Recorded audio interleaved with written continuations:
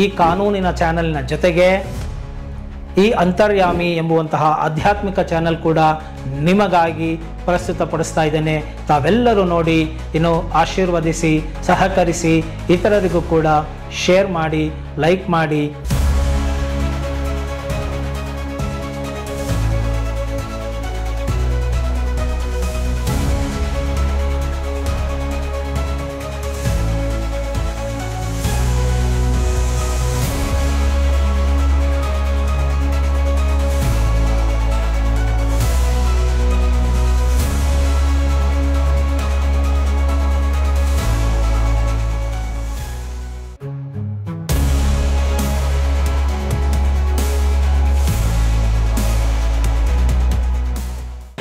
ನಮಸ್ಕಾರ ವೀಕ್ಷಕರೇ, ನಾನು ನಿಮ್ಮ ಮಂಜುನಾಥ್ ಅಡ್ವೊಕೇಟ್ ಹಾಗೂ ಅಧ್ಯಾತ್ಮ ಚಿಂತಕರು ಮಾತಾಡ್ತಾ ಇರೋದು. ಇವತ್ತು ಶ್ರೀರಾಮಕೃಷ್ಣ ಪರಮಹಂಸರು ಎಲ್ಲರಿಗೂ ಮುಕ್ತಿಯು ದೊರೆಯುತ್ತದೆ, ಯಾರೂ ಕೂಡ ಈ ಒಂದು ಮುಕ್ತಿಯಿಂದ ತಪ್ಪಿಸಿಕೊಳ್ಳಲಾರರು, ಮುಕ್ತಿಯು ಈಗಾಗಲೇ ನಿಮ್ಮಲ್ಲಿ ಇದೆ, ಅದನ್ನು ನೀವು ಕಂಡುಕೊಳ್ಳಬೇಕು ಅಷ್ಟೇ ಎಂಬುದರ ವಿಚಾರವಾಗಿ ಏನನ್ನು ನಮಗೆ ಮಾತನಾಡಿದರು, ಯಾವ ವಿಚಾರವನ್ನು ನಮಗೆ ಕೊಟ್ಟರು ಎಂಬುವಂತಹ ವಿಷಯವನ್ನು ಇವತ್ತು ನಾನು ನಿಮಗೆ ಹೇಳಲಿಕ್ಕೆ ಬಯಸ್ತೇನೆ.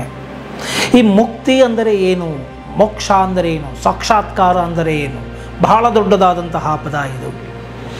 ಅಂಟೇ ಇಲ್ಲದಂತಹ ಜೀವ ಅಂತ ನಾವು ಹೇಳಿಬಿಡ್ಬೋದು. ಅಂದರೆ ಈ ಜೀವ ಯಾವುದಕ್ಕೂ ಅಂಟ್ಕೊಂಡಿದೆ, ಅದಕ್ಕೆ ಅದು ಜೀವ ಆಗಿದೆ. ಈ ಅಂಟಿನಿಂದ ಬಿಡುಗಡೆ ಮಾಡಿಕೊಂಡು ಬಿಟ್ಟರೆ ಈ ಜೀವವೇ ಪರಮಾತ್ಮ ಆಗಿಬಿಡುತ್ತೆ. ಅದನ್ನೇ ಸಾಕ್ಷಾತ್ಕಾರ ಅಂತ ಕರೀತೇವೆ. ಅಂದರೆ ಬಂಧನವಿಲ್ಲದ ಸ್ವತಂತ್ರವಾಗಿರುವಂತಹ ಒಂದು ಸ್ಥಿತಿ. ಆ ಒಂದು ಆತ್ಮ ಸಾಕ್ಷಾತ್ಕಾರವನ್ನು ನೀವು ಪಡೆದುಕೊಂಡ್ರೆ ಮತ್ತೆ ತಿರುಗಿ ಬಂಧನವು ಇರುವುದೇ ಇಲ್ಲ. ಈ ಆತ್ಮ ಸಾಕ್ಷಾತ್ಕಾರವನ್ನು ಪಡೆದುಕೊಂಡ ಮೇಲೆ ಮತ್ತೆ ತಿರುಗ ಬಂಧನದ ಗತಿಯೇ ಇರುವುದಿಲ್ಲ. ಯಾವುದನ್ನು ಪಡೆದ ಮೇಲೆ ಮತ್ತೆ ಇನ್ಯಾವುದನ್ನೂ ಪಡೆಯುವ ಇಚ್ಛೆಯೇ ಇರುವುದಿಲ್ಲವೋ, ಯಾವುದನ್ನು ನೀವು ಸೇರಿಕೊಂಡ ಮೇಲೆ ಇನ್ಯಾವ ಸೇರುವ ಗಮ್ಯ ಸ್ಥಳವೇ ಇರುವುದಿಲ್ಲವೋ, ಯಾವ ಸಾಧನೆಯನ್ನು ಮಾಡಿದ ಮೇಲೆ ಇನ್ಯಾವ ಸಾಧನೆಯು ನಿಮಗೆ ಉಳಿದಿರುವುದಿಲ್ಲವೋ, ಎಲ್ಲವೂ ಸುಟ್ಟು ಭಸ್ಮ ಆಗುತ್ತೋ ಅಂತಹ ಒಂದು ಸಚ್ಚಿದಾನಂದ ರೂಪವಾದಂತಹ ಘನ ಕೊನೆಯ ಒಂದು ಆನಂದದ ಸ್ಥಿತಿಯೇ ಈ ಒಂದು ಸಾಕ್ಷಾತ್ಕಾರ ಆಗಿದೆ, ಮೋಕ್ಷ ಆಗಿದೆ, ಬಂಧನದ ಬಿಡುಗಡೆಯ ಸ್ಥಿತಿಯಾಗಿದೆ, ಆನಂದದ ಸ್ಥಿತಿಯಾಗಿದೆ. ಇಂತಹ ಒಂದು ನಿರಂತರವಾದಂತಹ ಆನಂದವನ್ನು ಪಡೆದಂತಹ ಒಂದು ಜೀವಿಗಳೇ ಧನ್ಯರಾಗ್ತಾರೆ. ನೋಡಿ, ಇಂತಹ ಆತ್ಮ ಸಾಕ್ಷಾತ್ಕಾರವು ಎಲ್ಲರಿಗೂ ಆಗುತ್ತಾ? ಎಲ್ಲ ಜಾತಿನವ್ರಿಗೂ ಆಗುತ್ತಾ? ಜಾತಿ ಎಂಬುದು ಇಲ್ಲಿ ಗೌಣ ಬರೋದೇ ಇಲ್ಲ. ಯಾಕೆ ಅಂತ ಹೇಳಿದರೆ, ಜಾತಿಯು ದೇಹಕ್ಕೆ ಮತ್ತು ಅವರ ಪರಿಸರದ ಸಂಸ್ಕಾರಗಳಿಗೆ ಸಂಬಂಧಪಟ್ಟಿದ್ದು. ಆದರೆ ಈ ಆತ್ಮ ಸಾಕ್ಷಾತ್ಕಾರ ಅಂತಕ್ಕಂಥದ್ದು ದೇಹಕ್ಕಲ್ಲ ಆಗೋದು, ಇದು ಜೀವಕ್ಕೆ ಆಗುವಂಥದ್ದು. ಈ ಜೀವ ಹಲವಾರು ಜಾತಿಗಳಲ್ಲಿ ಜನ್ಮವನ್ನು ಪಡೆದಿದೆ. ಈ ಜೀವ ಹಲವಾರು ತಂದೆ ತಾಯಿಯರನ್ನು ಪಡೆದುಕೊಂಡಿದೆ. ಈ ಜೀವ ಹಲವಾರು ಬಂಧು ಮಿತ್ರರನ್ನು ಪಡೆದುಕೊಂಡಿದೆ. ಈ ಜೀವಕ್ಕೆ ಹಲವಾರು ಜನ್ಮಗಳಾಗಿದೆ, ಹಲವಾರು ಕಷ್ಟ ಕಾರ್ಪಣ್ಯಗಳನ್ನು ಎದುರಿಸಿದೆ, ನೊಂದಿದೆ, ಬೆಂದಿದೆ, ಖುಷಿಯನ್ನು ಕಂಡಿದೆ, ಸಂತೋಷವನ್ನು ಕಂಡಿದೆ. ಹಾಗೆ ಸಂಸ್ಕಾರ ಪೂರಿತವಾದಂತಹ ಈ ಜೀವ ಈ ಒಂದು ಬಂಧನದಲ್ಲಿ ಸಿಲುಕಿದೆ. ಈ ಬಂಧನವು ಯಾಕೆ ಆಗ್ತಾ ಇದೆ ಅಂದರೆ, ಈ ಉಪಾಧಿ, ಈ ದೇಹವೇ ನಾನು ಎಂಬುವಂತಹ ಭಾವನೆ ಇರೋದರಿಂದ. ಈ ಭಾವನೆಯು ನೀವು ಕಳೆದುಕೊಂಡಿದ್ದೆ ಆದಲ್ಲಿ, ಉದಾಹರಣೆಗೆ ಪರಮಹಂಸರು ಹೇಳ್ತಾರೆ, ಮರವನ್ನು ನಾವು ತೆಬ್ಬಿಬಿಟ್ಟಿದ್ದೇವೆ, ಆದರೆ ನಾವು ಕೂಗ್ತಾ ಇದ್ದೇವೆ ಮರ ನನ್ನನ್ನು ಹಿಡ್ಕೊಂಬಿಟ್ಟಿದೆ ಅಂತ ಹೇಳಿಬಿಟ್ಟು. ಅಂದರೆ ಮರವನ್ನು ನಾವು ತಬ್ಬಿಕೊಂಡಿದ್ದೇವೆ, ಚೇತನರಾದ ನಾವು ಅಚೇತನವಾದಂಥ ಮರವನ್ನು ತಬ್ಬಿಕೊಂಡು ಬಿಟ್ಟಿದ್ದೇವೆ, ಆದರೆ ಆರೋಪ ಮಾಡ್ತಾ ಇದ್ದೇವೆ ಮರ ನಮ್ಮನ್ನು ಹಿಡ್ಕೊಂಬಿಟ್ಟಿದೆ ಅಂಥೇಳಿ. ಆದ್ದರಿಂದ ಈ ಒಂದು ನೀವು ಯಾವುದನ್ನು ಹಿಡಿದುಕೊಂಡರೂ ಕೂಡ ನಿಮ್ಮ ಅನುಭವದಲ್ಲಿ ಕಂಡುಕೊಳ್ಬೋದು. ಸುಷುಪ್ತಾವಸ್ಥೆಯಲ್ಲಿ ನೀವು ಯಾವುದರ ಪರಿವೆಯೂ ಇಲ್ಲದೆ ಶುದ್ಧ ಬುದ್ಧ ಮುಕ್ತ ಚೈತನ್ಯ ಸ್ವರೂಪರಾಗಿ ನೀವು ಇರೋದನ್ನು ನೀವು ಅನುಭವಿಸ್ತೀರಾ. ಸುಷುಪ್ತಾವಸ್ಥೆಯಲ್ಲಿ, ನಿದ್ರಾವಸ್ಥೆಯಲ್ಲಿ ಅಲ್ಲಿ ಯಾವುದು ನಿಮ್ಮನ್ನು ಹಿಡಿದುಕೊಂಡಿರೋದಿಲ್ಲ. ಎಚ್ಚರಾವಸ್ಥೆಗೆ ಬಂದಾಗ ನೀವು ಇದು ನಾನಿದ್ದೆ, ನನ್ನ ದೇಹ ಇದೊಳ್ತು, ನಾನಿದ್ದೆ, ಇದು ನನ್ನವರು ಅಂತ ಹೇಳಿ ನಾವು ಅದನ್ನು ಮತ್ತೆ ಮತ್ತೆ ಹಿಡ್ಕೊಳ್ತೇವೆ. ಹೇಗೆ ಸುಷುಪ್ತಾವಸ್ಥೆಯಲ್ಲಿ ತನ್ನಷ್ಟಕ್ಕೆ ತಾನೇ ಇರುವಂತಹ ಆ ಒಂದು ಮುಕ್ತಿಯ ಅವಸ್ಥೆಯನ್ನು ಎಚ್ಚರದಲ್ಲಿಯೂ ಕೂಡ ನೀವು ಕಂಡುಕೊಂಡಿದ್ದೆ ಆದರೆ ಆ ಒಂದು ಇಡೀ ಜಗತ್ತು ಸ್ವಪ್ನ ಸದೃಶ ಅಂತ ಹೇಳಿ ನೀವು ತಿಳಿದುಕೊಂಡಿದ್ದೆ ಆದರೆ ಆಗ ನಿಮಗೆ ಆ ಒಂದು ಆನಂದದ ಸ್ಥಿತಿಯು ನಿಮಗೆ ಈ ಎಚ್ಚರದ ಅವಸ್ಥೆಯಲ್ಲೇ ಇರುತ್ತದೆ.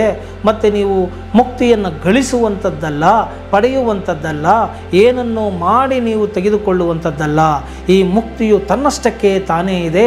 ನೀನು ಸದಾ ಮುಕ್ತಾತ್ಮನಾಗಿದ್ದೀಯಾ, ನೀನು ಪರಮಾತ್ಮನ ಸ್ವರೂಪವೇ ನೀನಾಗಿದ್ದೀಯಾ.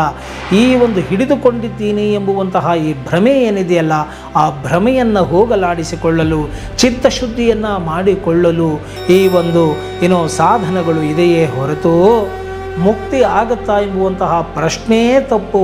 ಯಾರೇ ಆಗಲಿ ಮುಕ್ತಿಯನ್ನು ಖಂಡಿತ ಪಡೆಯಬಹುದು ಎಂಬುವಂತಹ ಮಹದಾದಂತಹ ವಾಕ್ಯವನ್ನು ಮತ್ತು ಭರವಸೆಯನ್ನು ಶ್ರೀರಾಮಕೃಷ್ಣ ಪರಮಹಂಸರು ಬಹಳ ಕಾರುಣ್ಯದಿಂದ ಸಕಲ ಜೀವಿಗಳಿಗೆ ನೀಡಿದ್ದಾರೆ. ಸೊ ಇಂತಹ ಭಗವಂತನ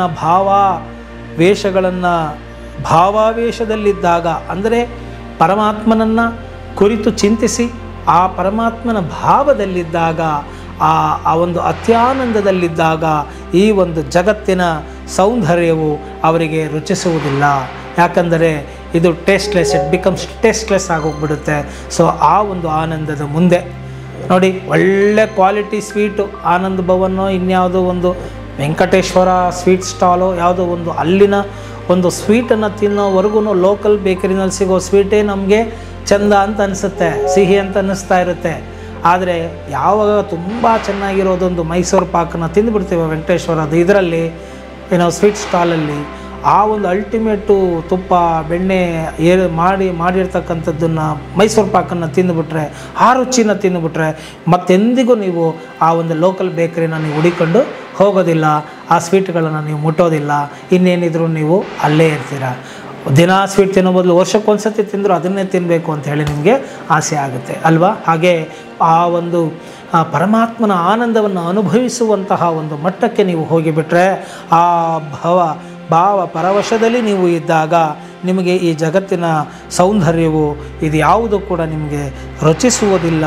ಮತ್ತು ಈ ಒಂದು ಸಂಸಾರಾಸಕ್ತಿಗೂ ಕೂಡ ನೀವು ಹೆಚ್ಚು ಗಮನವನ್ನು ಕೊಡೋದಿಲ್ಲ. ಮಾಡಿದರೂ ಮಾಡದ ಹಾಗೆ ನೀವು ಕರ್ತೃವಾಗಿ ಮೇಲ್ನೋಟದಲ್ಲಿ ಕಂಡರೂ ಅಕರ್ತೃವಿನ ಸ್ಥಿತಿಯು ನಿಮ್ಮ ಮನಸ್ಸಿಗೆ ಬರುತ್ತದೆ ಎಂಬುದರ ಒಂದು ಮಾತನ್ನು ಕೂಡ ನಮಗೆ ತಿಳಿಸಿಕೊಡ್ತಾರೆ. ಇಂತಹ ಒಂದು ಪರಮಾನಂದವಾದಂತಹ ವಿಚಾರ, ಅಂದರೆ ಪರಮಹಂಸರು ನಮಗೆ ನೀಡ್ತಾರೆ ಭರವಸೆಯನ್ನು. ಎಲ್ಲರಿಗೂ ಕೂಡ ಈ ಒಂದು ಆತ್ಮ ಸಾಕ್ಷಾತ್ಕಾರ ಆಗುತ್ತದೆ. ಯಾವುದೇ ಮತ ಭೇದ ಪಂಥ ಜಾತಿ ಧರ್ಮ ಕ್ರೀಡ್ ಕ್ಯಾಸ್ಟ್ ಜೆಂಡರ್ ಅಂತ ನಾವೇನು ಕರಿತೀವಿ, ಲಿಂಗ ತಾರತಮ್ಯ ಯಾವುದೂ ಇಲ್ಲದೆ ಪ್ರತಿಯೊಬ್ಬರಿಗೂ ಕೂಡ ಈ ಒಂದು ಮುಕ್ತಿ ಮೋಕ್ಷವನ್ನು ಪಡೆಯಬಹುದು. ಅದಕ್ಕೆ ನೀವು ಪರಮಾತ್ಮನ ಕೃಪೆಗೆ ಪಾತ್ರರಾಗಬೇಕಾಗತ್ತೆ ಅಂತ ಹೇಳ್ತಾ, ಆ ಪರಮಾತ್ಮನನ್ನು ಸದಾ ನೀವು ನನಿತಾ ಇದ್ದರೆ, ನೀವು ಎಷ್ಟು ಫೋರ್ಸಲ್ಲಿ ನೀವು ಹೋಗ್ತಿರೋ ಪರಮಾತ್ಮನ ಕಡೆಗೆ, ಅದಕ್ಕಿಂತ 100 ಫೋರ್ಸ್ ಪರಮಾತ್ಮ ನಿಮ್ಮ ಕಡೆಗೆ ಬರ್ತಾನೆ ಎಂಬುದನ್ನು ನೀವು ತಿಳಿದುಕೊಳ್ಳಿ ಅಂತ ಹೇಳಿ, ಈ ಒಂದು ಅಲ್ಟಿಮೇಟ್ ಸ್ಯಾಲ್ವೇಷನ್, ಅಲ್ಟಿಮೇಟ್ ಟ್ರೂತ್, ಈ ಪರಮೋತ್ಕೃಷ್ಟವಾದಂತಹ ಒಂದು ಸಾಧನೆಯ ಫಲ ಪ್ರತಿಯೊಬ್ಬರಿಗೂ ಸಿಗುತ್ತೆ ಎಂಬುವಂತಹ ಮಾತನ್ನು, ಧೈರ್ಯವನ್ನು, ವಿಶ್ವಾಸವನ್ನು ಶ್ರೀರಾಮಕೃಷ್ಣ ಪರಮಹಂಸರು ನಮಗೆ ನೀಡ್ತಾರೆ. ಸೊ ಇಂತಹ ಒಂದು ಸ್ಥಿತಿಗೆ ನಾವು ಹೋಗಬೇಕಾದರೆ ನಾವು ಪರಮಾತ್ಮನನ್ನು ಸ್ಮರಿಸಬೇಕು. ಆದ್ದರಿಂದ ನಾವು ಕೂಡ ಪರಮಾತ್ಮನನ್ನು ಸ್ಮರಿಸೋಣ. ಸ್ಮರಿಸೋ ಸರ್ವದಾ ಹರಿಯ,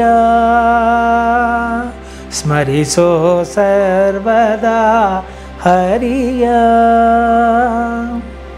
ಸರ್ವರ ದೊರೆಯ ಕರುಣಾನಿಧಿಯ, ಸರ್ವರ ದೊರೆಯ ಕರುಣಾನಿಧಿಯ, ಸ್ಮರಿಸೋ ಸರ್ವದಾ ಹರಿಯ. ಮುನಿಜನ ವಂದ್ಯನ ಮನುಜನ ನಯನ, ಮುನಿಜನ ವಂದ್ಯನ ಮನಸಿಜ ನಯನ, ಮನದಲ್ಲಿ ಅನುದಿನ ನೆನೆಯೋ ಹರಿಯ, ಮನದಲ್ಲಿ ಅನುದಿನ ನೆನೆಯೋ ಹರಿಯ ಸ್ಮರಿಸೋ ಸರ್ವದಾ ಹರಿಯ ವೆಂಕಟರಮಣನೇ ಸಂಕಟಹರಣನ ವೆಂಕಟರಮಣನ ಸಂಕಟಹರಣನ ಲಕ್ಷ್ಮೀ ರಮಣನ ಪುರಂದರ ವಿಠಲನ ವೆಂಕಟರಮಣನ ಸಂಕಟಹರಣನ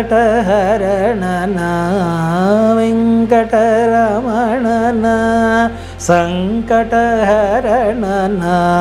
ಲಕ್ಷ್ಮೀ ರಮಣನ ಪುರಂದರ ವಿಠಲನ ಸ್ಮರಿಸೋ ಸರ್ವದಾ ಹರಿಯ. ನೋಡಿ, ಸದಾ ಹರಿಯನ್ನು ನಾವು ಏನೋ ನೆನೆತಾ ಇದ್ದರೆ ಹರಿಹರಿತ ಪಾಪಾನಿ ಪಾಪಗಳನ್ನು ಹರಿದು ಹಾಕಿಬಿಡ್ತಾನೆ ಆ ಹರಿ. ಆದ್ದರಿಂದ ಎಲ್ಲರ ದೊರೆಯಾಗಿರ್ತಕ್ಕಂತಹ ಕರುಣಾನಿಧಿಯಾಗಿರ್ತಕ್ಕಂಥ ಮುನಿಜನ ವಂದ್ಯನ ಎಲ್ಲರಿಂದನೂ ಕೂಡ ವಂದ್ಯನವನ್ನು ಮಾಡಿಸಿಕೊಳ್ಳುವಂತಹ ಮನದಲ್ಲಿ ಅನುದಿನ ನೆನೆತಾ ಇದ್ದರೆ ಆ ವೆಂಕಟರಮಣನು ನಮಗೆ ಸಂಕಟವನ್ನು ಹರಣ ಮಾಡಿ ಆ ಲಕ್ಷ್ಮೀ ರಮಣನಾದಂತಹ ಪುರಂದರ ವಿಠಲನು ನಮ್ಮನ್ನು ಕಾಯುತ್ತಾನೆ ಅಂತ ಹೇಳ್ತಾ ಇವತ್ತಿನ ಈ ಒಂದು ವಿಡಿಯೋವನ್ನು ಮುಗಿಸ್ತಾ ಇದ್ದೇನೆ. ಇದರ ಪುಣ್ಯ ಫಲ ನಿಮ್ಮ ಕುಟುಂಬದವರಿಗೆ ಸೇರಲಿ, ನೀವು ಯಾರಿಗೆ ಶೇರ್ ಮಾಡ್ತಿರೋ ಅವರೆಲ್ಲರಿಗೂ ಕೂಡ ಸೇರಲಿ ಅಂತ ಹೇಳ್ತಾ, ಇವತ್ತಿನ ವಿಡಿಯೋ ಇಷ್ಟ ಆಗಿದೆ ಅದರಲ್ಲಿ ಮರೆಯದ ಹಾಗೆ ಲೈಕ್ ಕೊಡಿ, ಶೇರ್ ಮಾಡಿ, ಕಾಮೆಂಟ್ ಮಾಡಿ ಅಂತ ಹೇಳ್ತಾ ಈ ಒಂದು ವಿಡಿಯೋವನ್ನು ಇಲ್ಲಿಗೆ ಮುಗಿಸ್ತಾ ಇದ್ದೇನೆ. ಜೈ ಹಿಂದ್, ಜೈ ಕರ್ನಾಟಕ ಮಾತೆ.